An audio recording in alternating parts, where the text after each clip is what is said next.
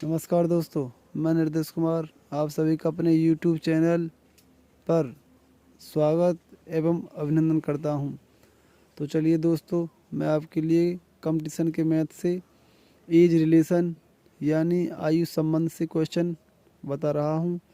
तो देखिए अगला क्वेश्चन। ये क्वेश्चन कह रहा है कि ए किसी कार्य को m दिनों में पूरा कर सकता है और बी इसी कार्य को n दिनों में पूरा कर सकता है। यदि ए और बी दोनों एक साथ काम करें तो कार्य को पूरा करने में कितने दिन लगेंगे। यानी ए किसी कार्य को m दिनों में पूरा कर सकता है।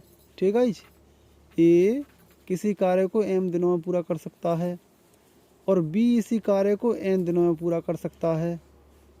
यदि ए और बी दोनों एक साथ काम करें तो कार्य को पूरा करने में कितने दिन लगेंगे। तो देखिए, यानी कि कोई कार्य है, ठीक है, ए उस कार्य को कितने दिनों में कर देता है समाप्त, m दिनों में, ठीक। और बी इसी कार्य को कितने दिनों में समाप्त कर देता है, n दिनों में, ठीक। ठीक है जी। अच्छा, ये कह रहा है यदि ए और बी दोनों मिलकर कार्य को समाप्त करें तो कितना समय लगेगा, कितने दिन में कार्य समाप्त हो जाएगा, कितने दिन लगेंगे। तो पहले तो हमें टोटल वर्क निकालना है, वर्क कितना है टोटल। तो इनका एलसीएम, ठीक है, एम और एन, इनका एलसीएम क्या होगा, इनका एलसीएम होगा एम गुणा एन, ठीक है। ये इनका एलसीएम होगा एम गुणा एन। अब ये देखिए, अब मैं एम का भाग दूं एम गुणा एन में, भाई ये तो है टोटल समय के ये तो टोटल वर्क और ये दिन है कि इतने दिन में ये कार्य समाप्त हो जाए, ठीक है। तो हमें एक दिन का कार्य निकालना है। एक दिन का कार्य यानी वर्क एफिशिएंसी, कार्य क्षमता ये है। एक दिन का जो कार्य आएगा, भाई एक दिन में इतना कार्य कर दिए, तो वर्क एफिशिएंसी है पर डे, प्रतिदिन की, यानी एक दिन में वो इतना कार्य करने की शक्ति उसके अंदर है, इतनी क्षमता है, ठीक है। तो कैसे करेंगे हम, ये तो टोटल वर्क, ये वर्क एफिशिएंसी निकल के आएगी इधर, और ये टोटल दिन है कि भाई इस टोटल कार्य को इतने दिन में समाप्त कर देता है, ठीक है। तो एक दिन में वो कितना करेगा, तो इसका हम इसमें भाग लगाएंगे, ठीक है। जब हम कोई एलसीएम लेते थे तो इन दोनों में से भाग लगाते थे, जो आता था वहाँ पर लिखते थे। अब इसका भाग लगाएंगे, इसमें जो आएगा उसे वहाँ पर लिखेंगे, ठीक है। तो देखो भाग लगाओ, तो m का भाग अगर m गुणा n में लगाएंगे तो m से m कट जाएगा, तो यहाँ पे क्या बचेगा फिर n, क्या बचेगा n। और अगर हम n का भाग इसमें देंगे तो n से n खत्म समाप्त हो जाएगा, तो क्या बचेगा यहाँ पे सामने पर m, ठीक है, m बचा।